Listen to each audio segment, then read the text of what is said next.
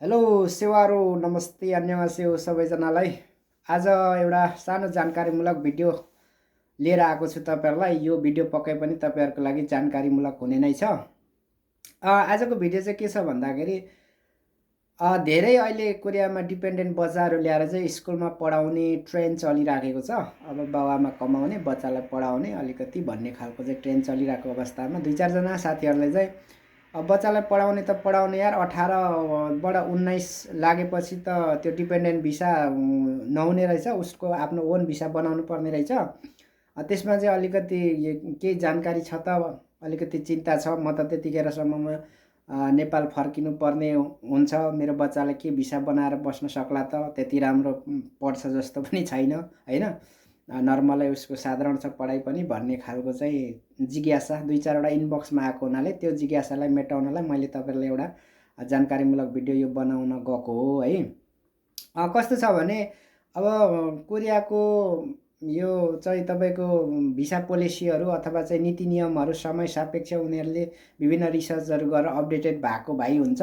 विभिन्न भिसाहरू ल्याएकै छन्, आएको आइछ। उनीहरूको जनसङ्ख्या चाहिँ लो भइराखेको छ हैन, त्यसलाई कसरी इकोनोमिक रूपमा चाहिँ मेन्टेन गरेर राख्ने भन्ने चिन्ता उनीहरूलाई छ। फेरि कस्तो छ भने अर्कोतर्फ जनसङ्ख्या चाहिँ एकदम राजधानी केन्द्रित सौलको वरिपरि यो ख्याङ्गिदो एरियामा एकदम तपाईको चाहिँ 50% भन्दा बढी जनसङ्ख्या यही एरियामा थुप्रै छ। यो संख्या निरन्तर बढेको बढै छ। त्यो समस्या उतापट्टि छँदैछ। तिनीहरूलाई सबैलाई कुरा विचार गरेर उनीहरूले चाहिँ नीति नियमहरू विदेशीहरूको लागि बनाएको बनाइछन्, आएको आइछ। त्यसमध्ये अब स्टेट टु पोइन्टमा जाउँ हैन। अब बच्चा 18 बाट 19 मा लाग्यो, तपाईको बच्चा यहीँको हाई स्कुल पढेको छ हैन, त्यतिखेर हाई स्कुल सक्ने हुन्छ, स्कुल पढेर त्यो अवस्थामा भयो भने अब योभन्दा पहिलाको चाहिँ के थियो भने युनिभर्सिटी जानै पर्थ्यो हैन। युनिभर्सिटी गएर चाहिँ D4 अथवा D2 मा आफ्नो भिसामा चेन्ज गर्नै पर्ने बाध्यता थियो।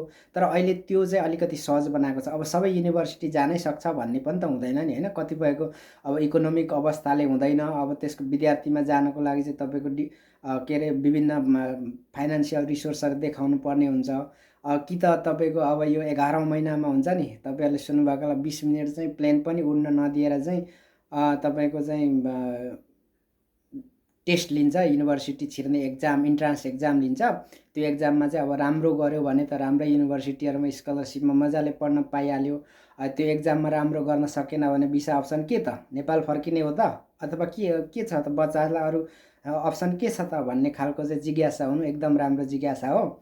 यसमा चाहिँ लेटेस्ट के छ भने पहिला चाहिँ विद्यार्थीमा जानै पर्ने बाध्यात्मक स्थिति नै थियो। विद्यार्थीमा गएन भने चाहिँ उसको भिसा कोल्याप्स हुने र ऊ चाहिँ आफ्नो कन्ट्री रिटर्न हुनुपर्ने बाध्यात्मक अवस्था थियो। तर अहिलेको अवस्थामा नयाँ भिसामा चाहिँ के छ भने बच्चा 18 देखि 19 लाग्यो, ऊ चाहिँ D2 मा जाने अवस्था छैन, युनिभर्सिटी जोइन गर्ने अवस्था छैन भने एटलिस्ट उसले चाहिँ 7 इयर्सको पिरियड कोरियामा बसेको छ लिगल्ली र ऊ चाहिँ 19 मा लाग्यो भने चाहिँ उसले अब चाहिँ E7Y भन्ने भिसा एउटा चाहिँ लन्च भएको छ है। यो धेरैलाई जानकारी नहुन सक्छ। E7Y भन्ने चाहिँ जो बच्चा यहाँको स्कुल पढेर ग्रो अफ हुन्छ त्यो बच्चा है। अब त्यो बच्चाले चाहिँ पाउने यो नयाँ भिसा हो। यो भिसा पाइसकेपछि चाहिँ बच्चा 24 वर्ष पुरा हुन्जेलसम्मको लागि यो भिसामा उसले बस्न पाउँछ र त्यो भिसा अन्तर्गत चाहिँ विभिन्न एक्टिभिटिजहरुमा चाहिँ उ सहभागी हुन पाउँछ। त्यसमा कुनै बार बन्दै छैन। आफ्नो व्यवसाय गर्छु भन्छ कि आफ्नो चाहिँ तपाईको विभिन्न ट्रेनिङ लिएर जागिरहरु खानमा जान्छु भन्छ कि हैन। त्यही भएर यो भिसा आएको छ है। यो E7Y भन्ने भिसा हो। अब अहिलेलाई यो छ, पछि के हुन्छ त्यो अब भविष्यमा नीति नियम चेन्ज हुँदै आयो भने के हुन्छ त्यो मलाई थाहा छैन। तर तत्काललाई चाहिँ बच्चा 18 वर्षदेखि 19 वर्ष लाग्यो र ऊ युनिभर्सिटी जाने अवस्था छैन भने यो भिसामा चेन्ज गरेर बस्ने हो दक्षिण कोरियामा अहिले तत्काललाई है त। आजको जानकारी यति नै। यदि तपाईलाई यो जानकारी राम्रो लाग्यो भने शेयर गरिदिनुहोस्, अरू साथीहरुलाई पनि पठाइदिनुहोस् हैन। केही जिज्ञासाहरु छ भने इनबक्स गर्नुहोस्, मैले जानेको बुझेको सहयोग गरौँला बुझाउँला है। ल आजलाई तपाईहरुको दिन शुभ रहोस्। जय देश।